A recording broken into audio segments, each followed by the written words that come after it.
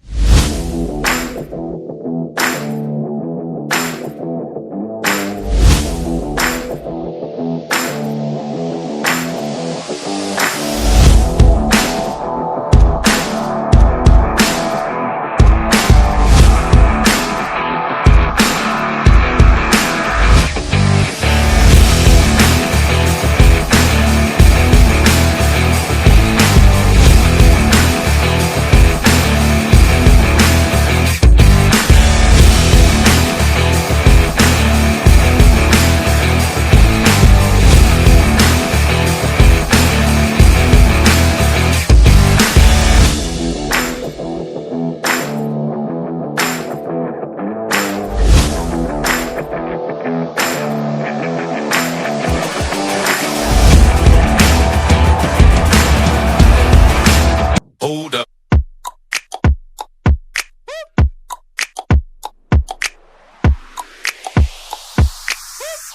চেষ্টা কৰিব